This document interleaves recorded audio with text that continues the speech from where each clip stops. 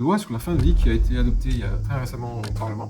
J'ai une mère qui a travaillé longtemps avec les personnes en fin de vie, justement, qui était assistante infirmière avec des gens, soit qui avaient le sida, soit qui étaient en très jeune âge, qui avaient des démences, Alzheimer, Parkinson. C'est jamais nous qui choisissons le bon moment, elle vient toujours quand il le faut, souvent trop tôt, parfois tard, sur des maladies très lourdes, épouvantables. Je peux comprendre que ces gens peuvent choisir le choix de l'euthanasie. C'est des gens qui veulent contrôler trop leur destin et finalement ont plus peur de la mort. Et je ne regrette pas ma vie si je mourrais, mais j'ai pas envie de mourir là comme ça. On laisse des gens derrière soi.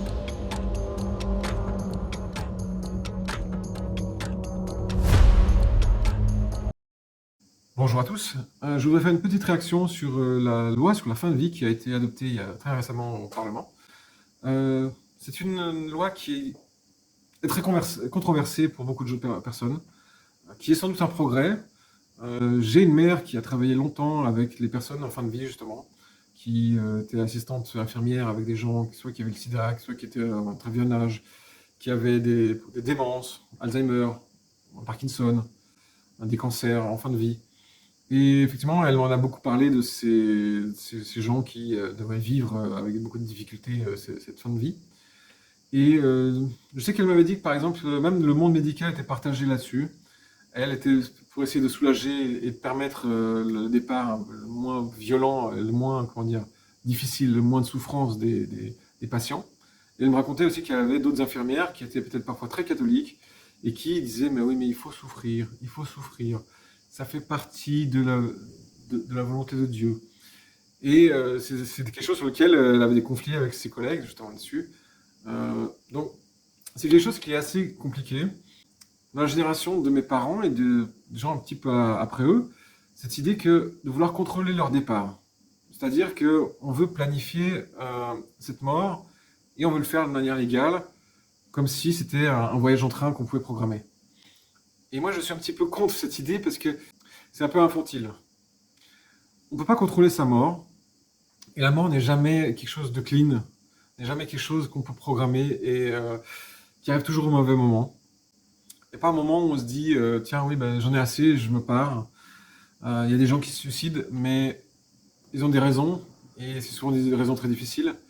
Non, non, je vais partir bien. C'est un petit peu être naïf, et c'est vouloir nier malheureusement cette part qui est la fin de vie, qui est jamais très belle, mais qui fait partie de la vie, et qui la rend un peu précieuse. C'est jamais nous qui choisissons le bon moment. Elle vient toujours quand il le faut, souvent trop tôt, parfois tard, parfois dans des mauvaises conditions, parfois brutalement. Mais se dire, je veux contrôler, c'est des gens qui veulent contrôler trop leur destin et finalement ont plus peur de la mort et qui, je pense aussi, se disent, ouais, je me mets un plan, une date dans laquelle je partirai et ça ira. Il faut arrêter d'imaginer qu'on peut contrôler son destin et surtout sa mort. Je peux comprendre que des gens, comme ça a été le cas, cette fameux le cas de Vincent Lambert, qui était tétraplégique, qui ne vit pas, quoi. Une vie vraiment difficile, des gens qui sont dans des maladies très lourdes, épouvantables. Je peux comprendre que ces gens peuvent choisir le choix de l'euthanasie. Mais pour le commun des mortels, il faudrait éviter ça. Il faut partir, il faut éviter ce leurre, cette, cette utopie de partir comme ça facilement. Quelques fois dans ma vie, j'ai failli mourir dans diverses choix. Je me suis fait agresser une fois, j'étais dans un accident. Et j'ai pas envie de mourir, quoi. J'ai absolument aucune envie de mourir. Ça arrivera. Et je regrette pas ma vie si je mourrais. Mais j'ai pas envie de mourir là comme ça. C'est absolument ridicule. On laisse des gens derrière soi. Une femme, des enfants. On laisse des parents, on laisse des petits-enfants. Et partir comme ça, c'est un peu le même délire que de ceux qui veulent pas d'enfants. Je veux contrôler, je veux gérer mon destin, et c'est pas grave les conséquences pour les autres.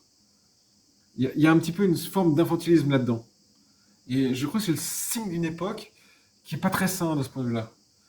Euh, Malheureusement, il faut vivre, il faut s'agripper à la vie, il faut la partager, devancer la mort, ou se dire qu'on la planifier. Je pense que c'est un mauvais calcul, et c'est une fausse idée que peut-être certains prennent pour se rassurer peut-être. Je peux comprendre, c'est un processus difficile, on le nie, on a de la colère, mais je crois pas à ceux qui se disent tiens, maintenant je suis tranquille, bah partons.